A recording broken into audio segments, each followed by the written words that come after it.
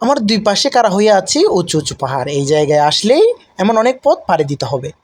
এই জায়গায় আসার সময় সবাইকে পথ চিনাতে সহযোগিতা করে এই কুকুরগুলা।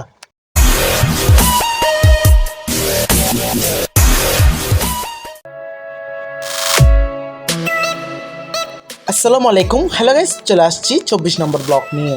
আজকে ব্লকের স্থান হচ্ছে ফকির গুহা, যেটা প্রকাশ বাবা ভান্ডারী আস্তানা নামে চিনে সবাই। হজরত গুলামুর রহমান মেজবান্ডারি প্রকাশ বাবা ভান্ডারী 12 বছর রিয়াজত করেছিল এই ফকির গুহায়। জায়গাগুলো অত্যন্ত সুন্দর, না আসলে বোঝাই যাবে না এই জায়গাগুলো কেমন। চড়া পাহাড়ের শুরু পথ দিয়ে যেতে হবে এই স্থানে। যারা ফকির গুহা সম্পর্কে এখনও জানে না, তারা হজরত গুলামুর রহমান মেজবান্ডারি প্রকাশ বাবা ভান্ডারীর জীবনী পড়লেই পাবে এই জায়গার রহস্য।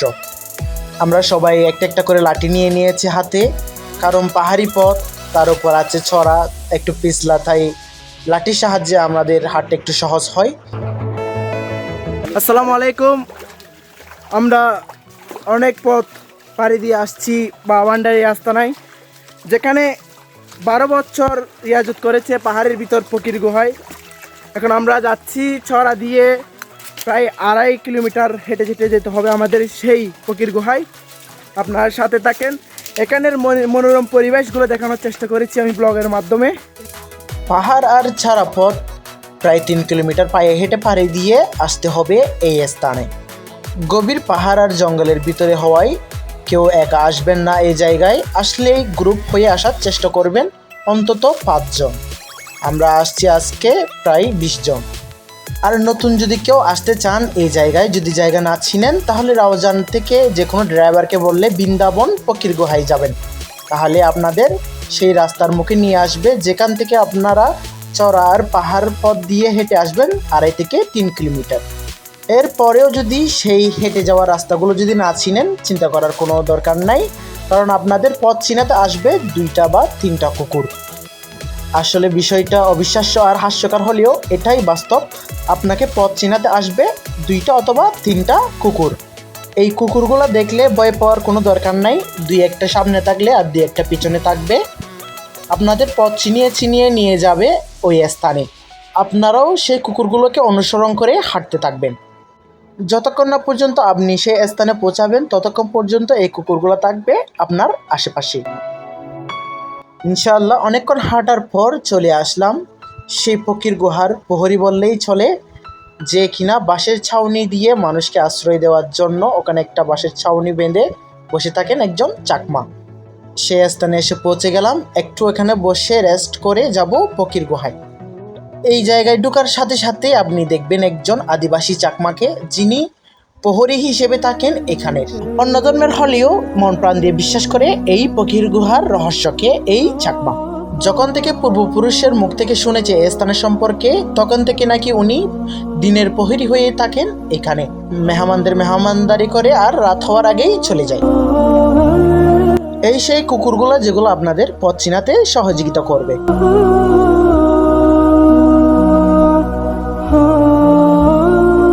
অনেকক্ষণ রেস্ট করলাম, এবার আমরা নেমে যাব ফকির গুহা দেখার উদ্দেশ্যে।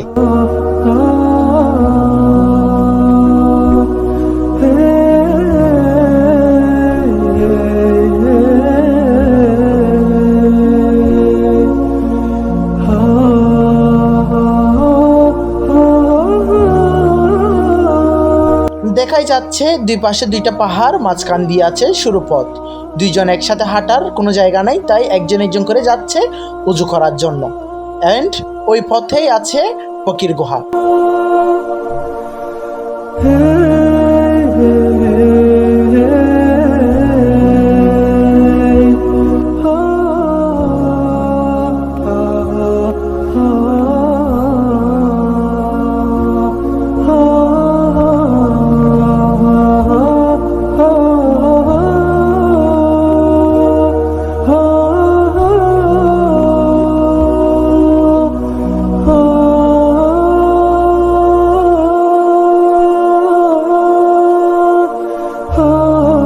আলহামদুলিল্লাহ, এই সেই ফকির গুহা যেখানে রিয়াজত করতেন হজরত গুলামুর রহমান মেজবান্ডারি। এটা সহ ইবাদত করতেন মোট 3টি গুহা আছে। তিনোটাই দেখানোর চেষ্টা করব। এটাও ভালো করে দেখাবো, কারণ এখনো উজু করি নাই, আগে গিয়ে উজু করে এসেই সব গুহাগুলো দেখানোর চেষ্টা করতেছি।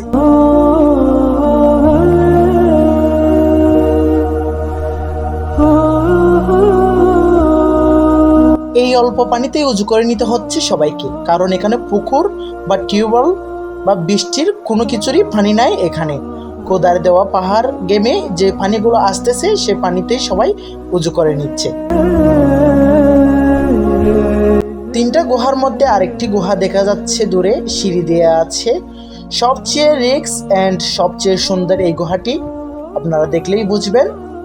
আরেকটি গুহা আছে একদম প্রথমে, সেটা একদম পরে দেখাবো।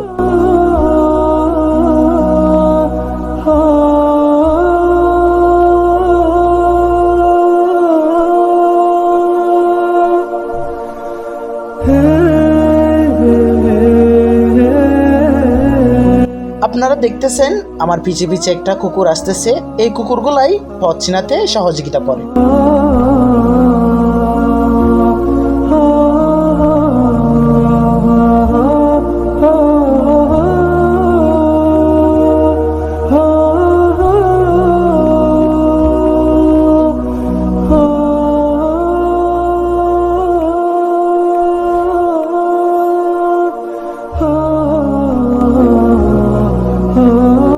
সবাই উজু করে নিচ্ছে এই ছড়া দিয়ে আসা পানিগুলো থেকে। এমন না যে এই কুকুরগুলোকে কেউ এখানে পুষিয়ে রাখছে, আর এমনও না যে এগুলো মানুষ যে টাকার জন্য ডিউটি করবে। এগুলো হয়তো খোদার দেওয়া একটা কুদরত। এবং এই জায়গায় আরও অনেক বিভিন্ন রহস্য আছে। যারা জানতে চান হযরত গোলামুর রহমান মেজবান্ডারি বা ভান্ডারীর জীবনী পড়লে আপনারা বুঝতে পারবেন। এখন আমি উজু করেই উঠে যাচ্ছি সেই স্থানে, যে 2 নম্বর গুহা।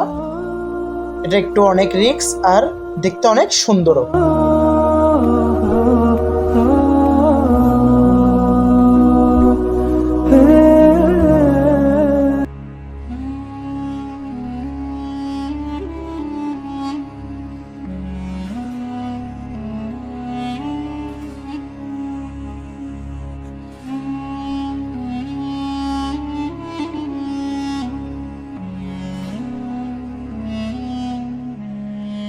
আপনারা দেখতেছেন একজন উঠলেই আরেকজন দাঁড়িয়ে থাকতে হয় সিঁড়িতে, একজন নামলেই আরেকজন উঠতে পারে।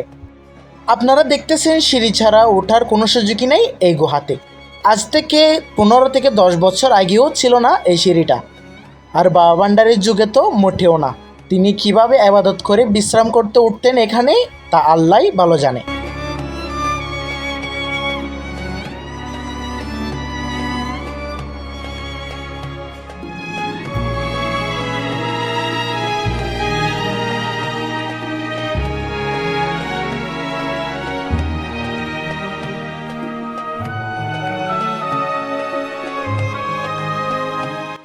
এই সেই প্রথম গুহা যেখানে ইবাদত করতেন বাবা ভান্ডারী।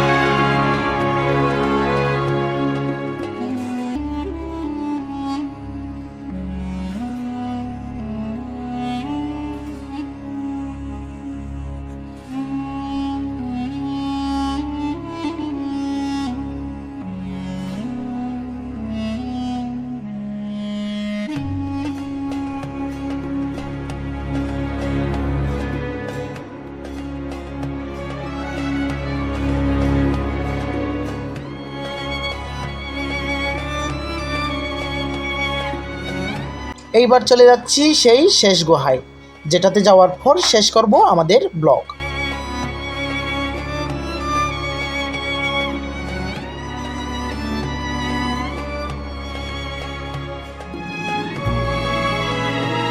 দেখতেছেন যাচ্ছে, এই পথ দিয়ে যেতে হবে সেই গুহাটিতে, যেটা প্রথম গুহার অনেক উপরে।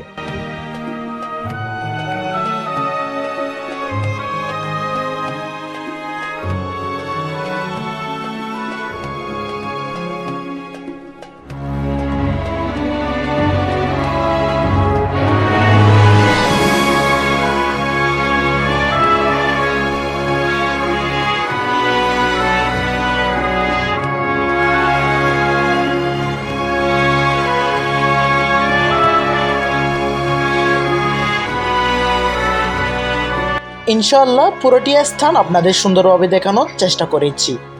এমন বিভিন্ন জায়গা ও বিভিন্ন প্রাকৃতিক স্থানের ব্লগ পাওয়ার জন্য আমার এই চ্যানেলটি সাবস্ক্রাইব করে রাখবেন। ইনশাআল্লাহ এখানেই শেষ করতেছি আমাদের ব্লগ। সবাইকে আসসালামু আলাইকুম।